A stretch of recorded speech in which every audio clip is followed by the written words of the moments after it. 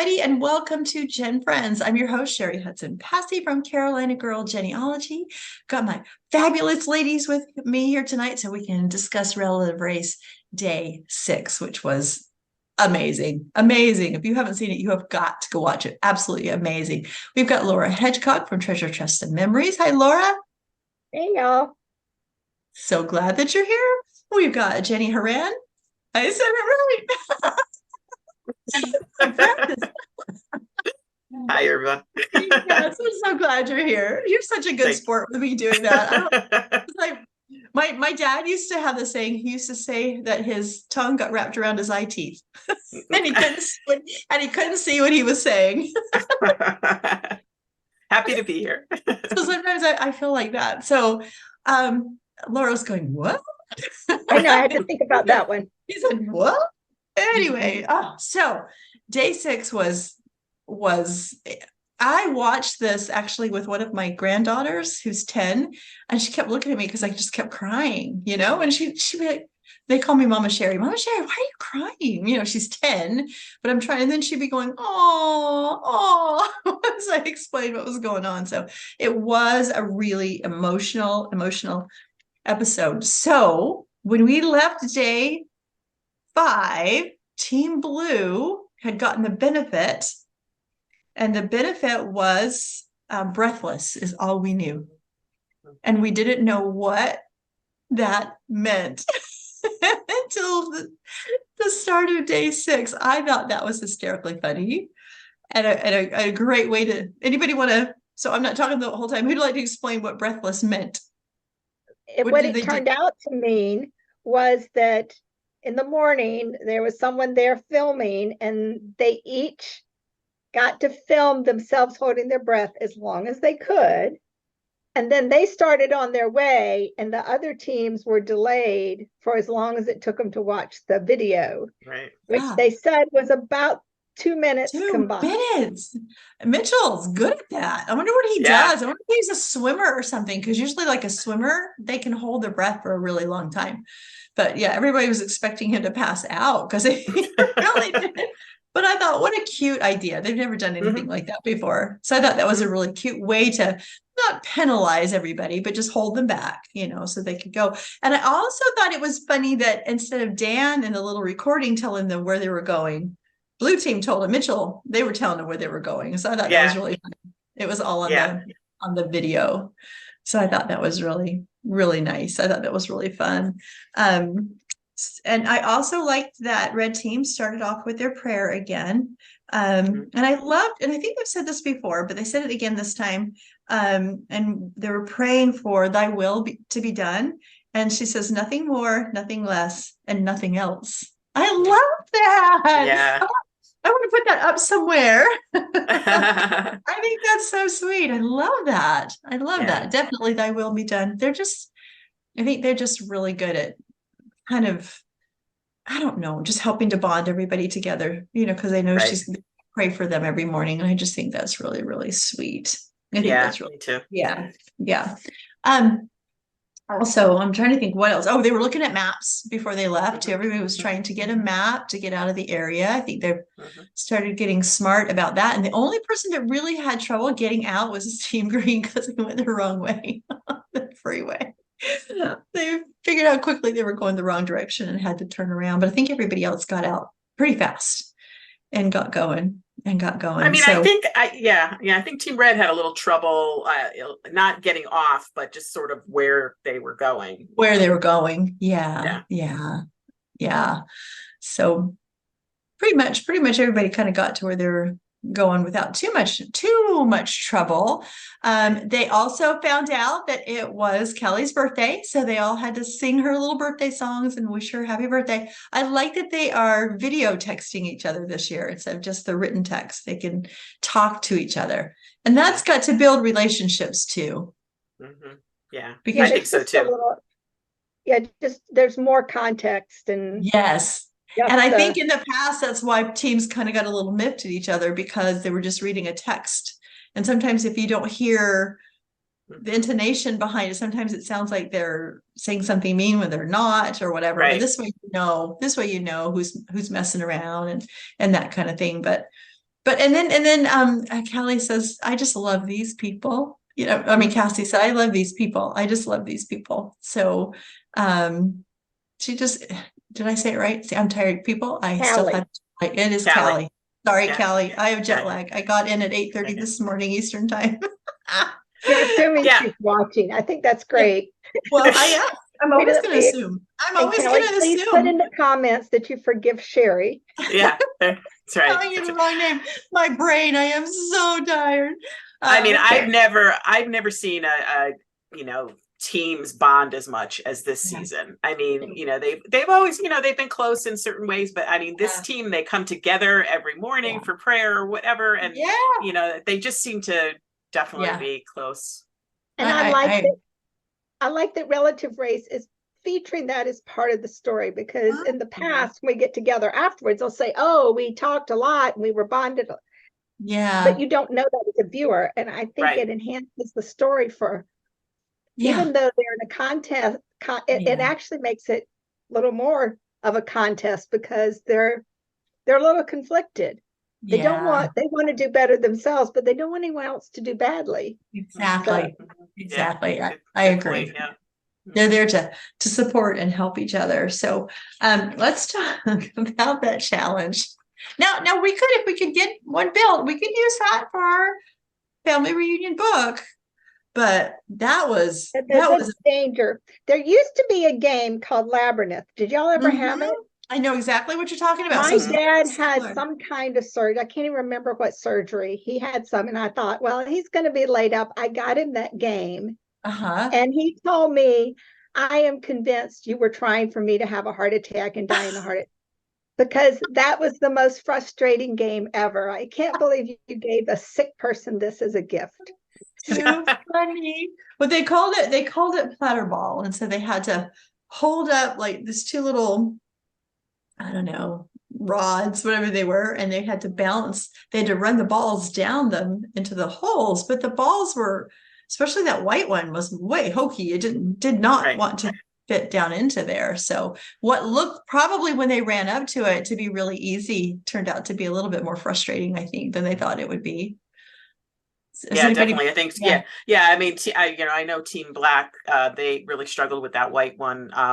And I mean, to me, when I watched it, I said they did better than I thought they would, because nobody timed out. Nobody timed out this.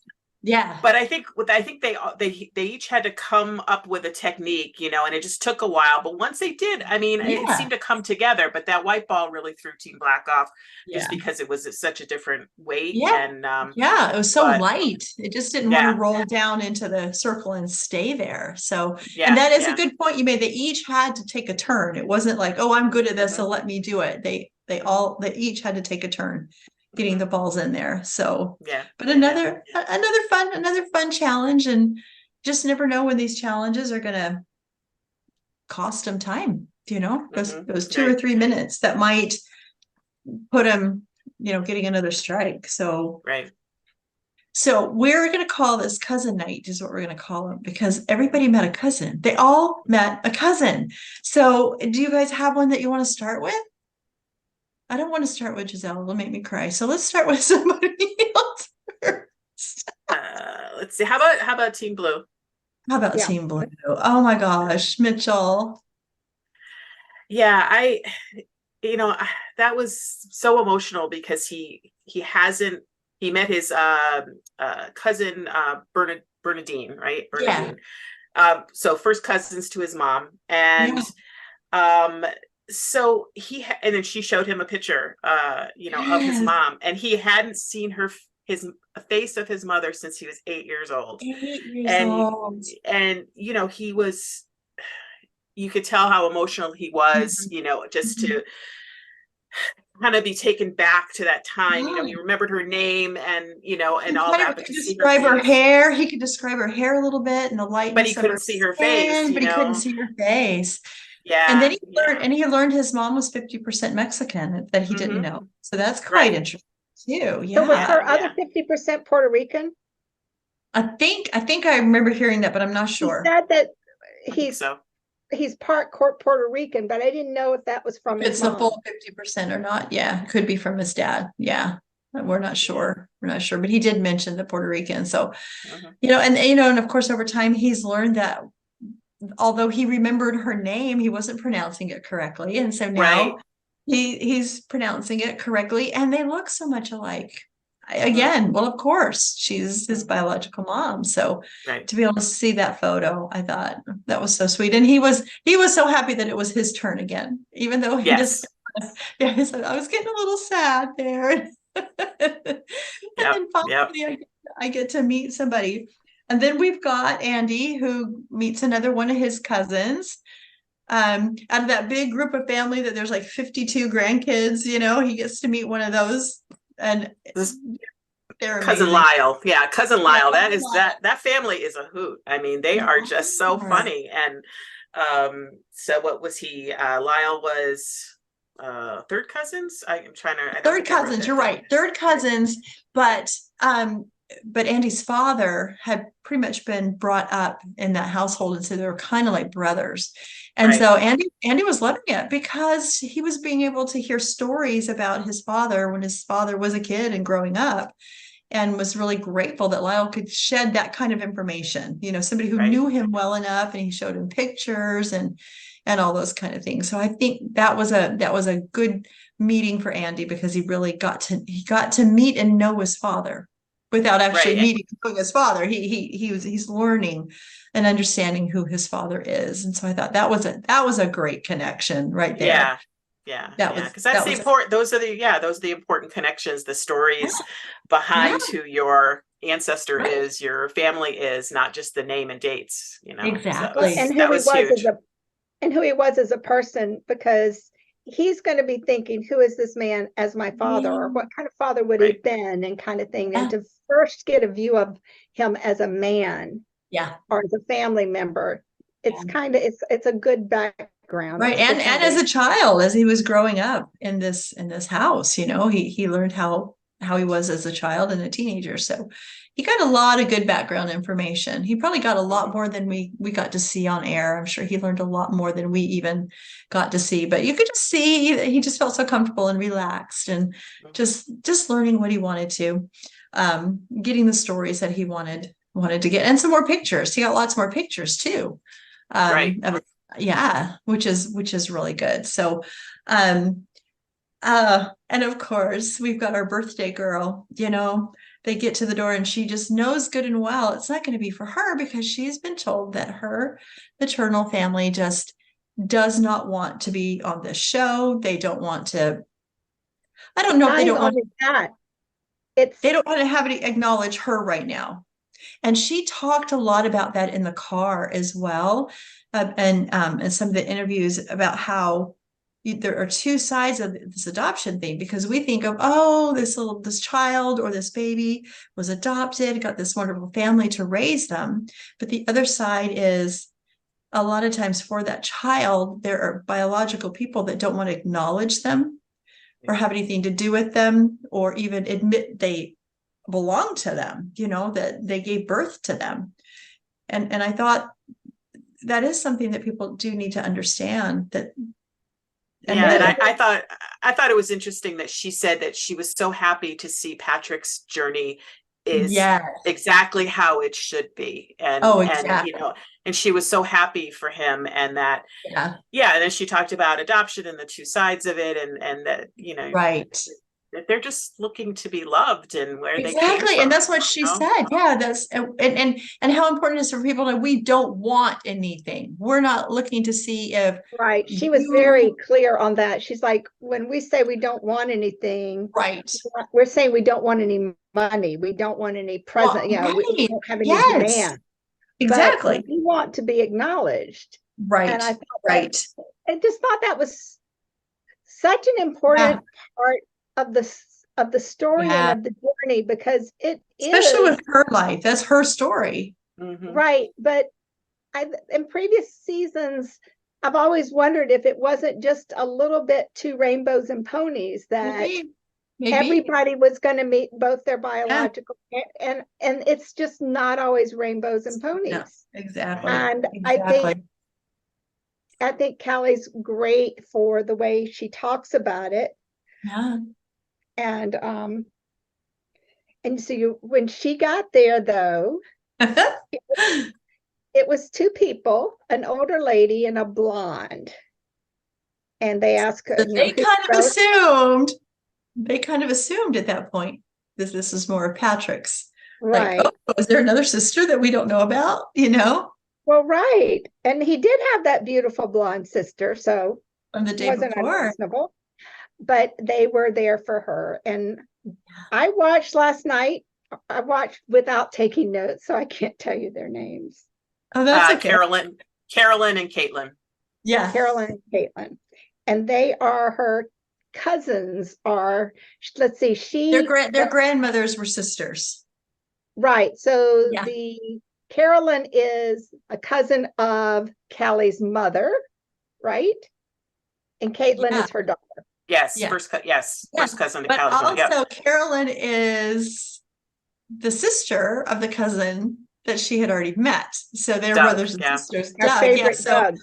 Right, her favorite Doug, whom she thought was the only one that she was going to meet on this journey. So, I mean, she about came unglued when she found out that they were there for her. And she says, we just want someone to show up. And she said, we want someone to be happy to see me. Yes. I just wanted, she felt really depressed that morning, kind of bummed, and she said, I just wanted someone to be happy to see me. That's all. Yeah. And they were just so thrilled. I mean, I think that Caitlin came all the way from Hawaii, right? Hawaii. Yeah. She came all the way from Hawaii. And there was a type of belay that she gave her. It wasn't flowers, it was beads. Yeah. That was so sweet. It was great. And as they walk in the house, there's even more. She got to meet another cousin. She got to meet the husband of Carolyn. And there was that younger guy there. So I don't know. I didn't catch that. Was that their son? I'm not sure. I don't think they edited it out. Was on the cutting room floor. I think that ended up. Yeah, they had balloons and a cake. And she was saying 40 years ago today, I came into this world. And those people who brought me into this world, then, however the circumstances were, gave her to other people to raise. And so here we are 40 years later, and my birth family is celebrating with me my birthday on my birthday. That was beautiful. She kept saying, this is my favorite birthday ever. And she got to see a photo of her grandmother too. She got to see a photo of her grandmother. Yes. And so there are apparently people in the family that want to acknowledge her, as we're seeing, and don't mind photos being shown. But remember that first, when she met Doug, there were some photos that they couldn't show the whole thing. And they were being really careful as to who they were showing. So I'm so happy for her that she's getting these little bits of and pieces of information that, it's just pure joy. I mean, they're all happy and they're all loving their journey and getting to know people. But for her, because she wasn't expecting anything, she was just expecting to help Patrick, to be there for him. That it's just joy, pure joy. And he's so happy for her. You can tell that he's so happy for her that this is happening. Yes. Yeah. It's really fun. Well, then we go on to the sad one. Maybe we shouldn't. Giselle's story was so sad. This is the first time I've ever thought about something like this after the show is over. Like for a long time, all night long, I thought about this. Yeah, it upset me so much. Yeah, I was watching it with my 10-year-old granddaughter, and she was like, "Why are you crying?" So I was like, "Well, first tell people what happened before you tell them how you cried." That we were crying. Well, she meets a cousin, and the cousin is telling her, and it's our what's her name? Armenta. Armenta. She is adorable. Oh, and the first thing she says is, "I know you. You look just like me." She was such an adorable lady. And then she kept telling her how much she looked like Giselle's mom. And then, she said they grew up together, best of friends as cousins, went everywhere together. And then even Giselle started saying, she keeps saying was, she keeps talking about her in the past tense. And so finally it was revealed that her mother passed away in like 2003. 2003. Thank you. Yeah. So she's, was an aneurysm. So she's been gone for quite a while. And so she said, "You want to go to the cemetery?" And, we've seen them go to the cemetery before, but I don't know that we've seen this type of reaction. I think it just was so overwhelming because she had already found out that her grandmother had passed away and her sister had passed away. And there was an uncle that had passed away. And now she's learning that her biological mom had passed away. And it was a bit too much. And she wanted to walk away, but they were telling her, "No, you have to move forward. This is what you came for." And she kept saying, "Think of your why. Why are you here? You don't want to walk away. This is not the news that you wanted, but you're getting information." My heart just broke for her. Right. And the fact that it's a race, she didn't have a chance to say, let me just sleep on the news tonight and let's go tomorrow. It was kind of a now or never for her. Well, not never, but now or not for a while for her. Wow. And no, and you could, and her cousin, Amenta, definitely a woman of faith, started just singing to her and trying to encourage her and comfort her, with so song. Beautiful. And it was just, oh my God, it was just heartbreaking. Yeah. And she says, "That's your mother singing to you because she loved to sing and she would have sung that to you." And so it was heartbreaking. And I thought she was going to pass out. It almost looked like she was just going to crumble at one point. And I just felt so bad for her, to find out like that. And you have all these cameras around you and, but I think what we got was a real honest reaction. And there's probably some that we didn't get to see, but we probably don't need to see because that's an emotional, hard thing when all she wanted to do was, meet her biological mom and for her to be gone. And it was really striking when they were showing the gravestone with the dates. I think her mother was born in 1954 or something. But you see the 2003 and you think, well, that happened 20 years ago. But to Giselle, it just happened. And so it was kind of, it was very striking just how fresh something can be because of your knowledge of it, not because of when it happened. Yeah. So she's lucky she had two great support systems there to help her through that day. So and both of them were super loving. Oh my gosh, yes. And just let her take some time, but they wouldn't let her go back to the car. She goes, I can't be here. I want to go back to the car. And I'm like, nope, that's going backwards. You need to go forward and work through this. And so she did. I'm sure there's a lot of stuff, like we said, that we didn't get to see. She needed that private, but she did sit down next to the grave and put her hand on the grave and, sit there for a while. Said, I felt cold stone and I wanted to feel my mother's heartbeat. Yes, oh, I know. Yes. But it's so honest. I mean, you have to appreciate someone that can be articulate about what they're feeling. Yes. Exactly. So I see a real strong bond most likely happening between Giselle and the cousin. I think that the cousin needs her because she misses her mother because they were so close. And so she can kind of take over that role a little bit, maybe a motherly kind of role. But I also love the fact that she did say, "I want to say thank you. I want to meet your mother and say thank you."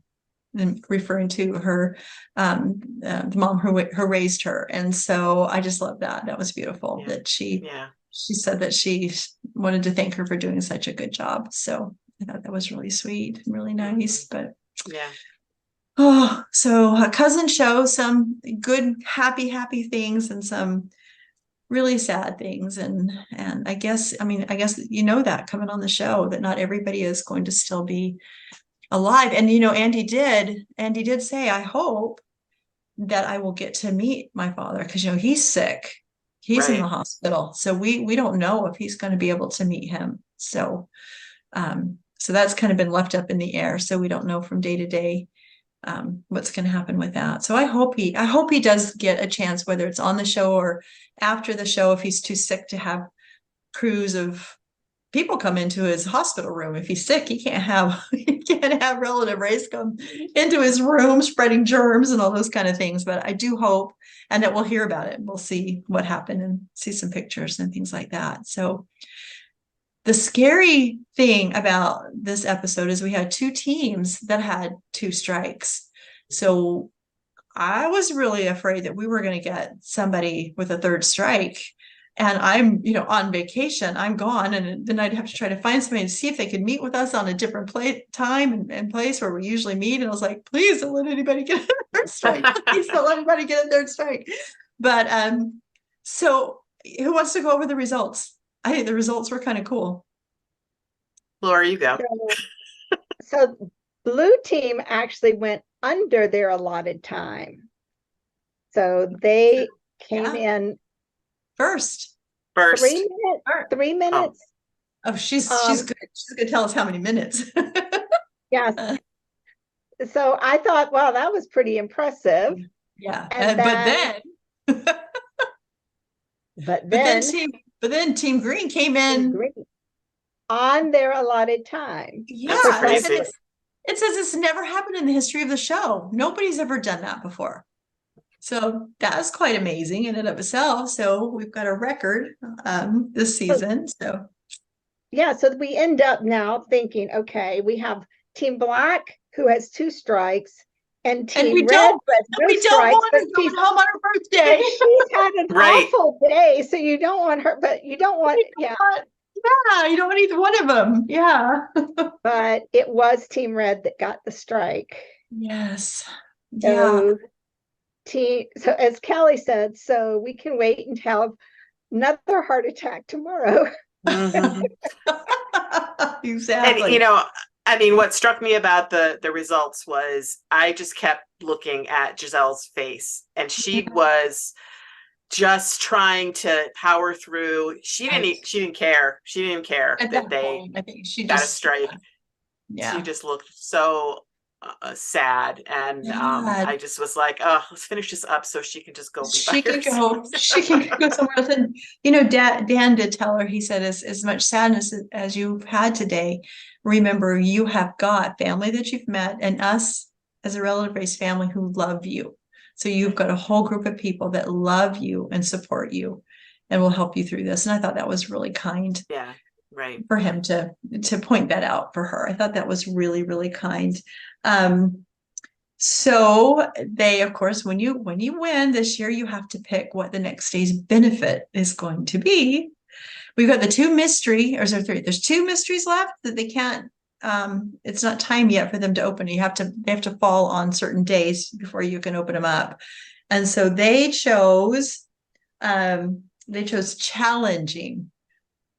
And so Dan told us what that meant. That means the other 3 teams get a penalty at the challenge. So what that penalty will be, we don't know. Sometimes it's moving things farther away. Doing it blindfolded. Or do it blindfolded or whatever, So that'll be interesting to see how that plays out next time. And I'm excited. We've got this many teams still in the race. Yeah, and it's amazing that one of the picks was the mystery was immunity, and another one is they did good to get 2 minutes. So you really don't know what the challenge is going to be. It could be something that makes very little difference or something that makes a big difference. All the difference in the world, right. So that way they can all make it to the next day. And so that's really what we want. We want them to go all the way to the end. And I don't know if there's a scenario through this with what they've got with the strikes. I don't know if there's a scenario where all 4 teams could even get to day 10, but that would be really fun if they all could with where we are now with the strikes. So anyway, it was another great episode. Just one of those, and I rewatched it again today, and I was sobbing for Giselle again. I was just sobbing for her, just watching her at that cemetery, just with that news that her mom had passed away and she'd missed her, and she's talking about she'll never hear her voice, and be able to hug her and all those kinds of things. And that's what she was really hoping to do. So it's just, and when they said that to the team members, you could see they were heartbroken for her as well. Yeah. They were absolutely heartbroken for her. So, you know, they're a great group of teams this year. They're really, that's why I don't want anybody to go home too, because they're so bonded with each other that they're going to have a hard time when somebody gets that strike. They're going to have a hard time, I think. Yeah. So is there anything that we didn't talk about that you took notes, a quote or anything like that that you wanted to make sure that we got to? Not for me. I think you hit it all. I think we got it all. I think we got it all. Well, here we are, day 6. Day 7's around the corner. Before we know it, we're going to know who won. Before we know it, we're going to see all the relatives. That's what we need to do. You know, it's fun to see who won, but what I really want to see is who they all meet. Yeah. That for me is the best part, is seeing who they meet and what answers, you know, what answers they can get to help them with peace as they work through these issues, the adoption issues in their lives, you know. And I think Callie has explained it the best, is that hole that sometimes we don't see of, oh, they don't want to meet me. Oh, they don't want to have any, they don't want to acknowledge me. And that really is so part of the other side of adoption that we don't talk about. And so I'm hoping that her bringing that up too is helping any adoptees watching the show that maybe have had that issue happen to them, that they've tried to find them and they just have not wanted to meet, to say, you know what happens? It's you're not alone. There's others of us that have had this happen. And Andy's got that on the other side of his family too. Not everybody wants to meet him as well. So, and they've discussed that. So that's good that they can talk with each other about those experiences, because sometimes you feel so alone when those things happen. So I like that they've got each other and can help support each other. And, you know, you don't feel as crazy. Why am I feeling this way? When you've got somebody else to talk to, that you realize it's a normal feeling. So anyway, what do you think they're going to penalize them with? I don't know. Could be anything. We'll find out. Who thought they would have to hold their breath? We're breathless. So, you know, who knows? Who knows what they came up with? So anyway, thank you both for joining me at this different time to talk about day 6, since we wanted to make sure we didn't skip a day with me flying all over the place. I'll be home for a while now. This shouldn't be an issue. So we should really get it done. So we will see you next time as we cover relative race, and we would love to hear from you. What are your thoughts? How did you feel about the different events that happened on day 6? We'd really love to hear from you. And if you're one of the team members, we'd love to hear you comment on some of our thoughts. If we get something wrong, tell us we got something wrong, because we don't know. We're just watching it from one side, you know. You probably know more. Of course, you know more than we do. So we'd love to hear from you and have you answer some of our questions as well. So with that, we will say goodbye, and we'll see you next time on GenFriends. Bye, everybody. Bye.